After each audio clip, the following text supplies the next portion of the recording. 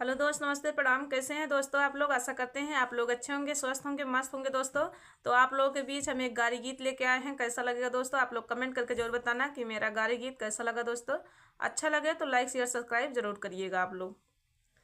घूमी घूमी पानावा जे बेचई बराइनिया हो, घूमी घूमी पानावा जे बेचई बराइनिया हो, के ले है पानावा हमार, हाँ सीताराम से भज।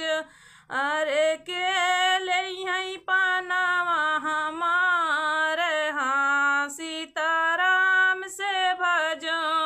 उपनवा खाली न समाधि के बहिनी हो, उपनवा खाली न समाधि की बहिनी हो।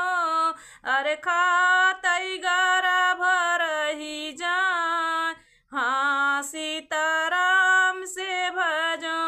अरे खातई गारा भर ही जान, हाँ सीताराम से भजो।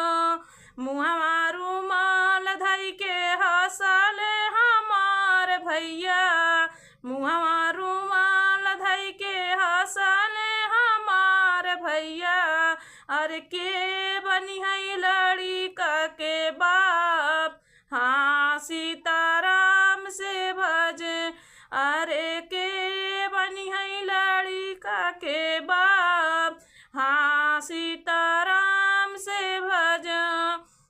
इतनी बचन सुनी समाधि जे आए हो, इतनी बचन सुनी समाधि जे आए हो।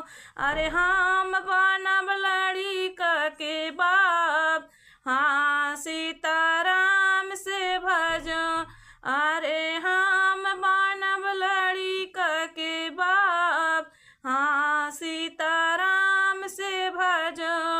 घूमी घूमी पानावा जे बेचई बराइनिया हो, घूमी घूमी पानावा जे बेचई बराइनिया हो। अरे के ले है पानावा हमार, हाँ सीताराम से भजो। अरे के ले है पानावा हमार, हाँ सीताराम से भजो। उपनवा खाली न दूल्हे के बहिनी हो, उपनवा खाली न दूल्हे के बहिनी हो। खातई गारा भर ही जान, हाँ सीताराम से भजो। खातई गारा भर ही जान, हाँ सीताराम से भजो। मुहवा रुमाल धई के हंसले हमार भैया, मुहवा रुमाल धई के हंसले हमार भैया। अरे के बनी है लड़िका के बाप, हाँ सीताराम से भजो। अरे के बनी है लड़िका के बाप, हाँ सीताराम से भज। इतनी बचन सुनी दूल्हे जे आए हो, इतनी बचन सुनी दूल्हे जे आए। अरे हम बनब लड़िका के बाप, हाँ सीताराम से भजो।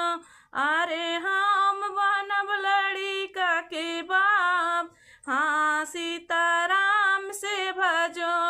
घूमी घूमी पानावा जे बेचई बराइनिया हो, घूमी घूमी पानावा जे बेचई बराइनिया।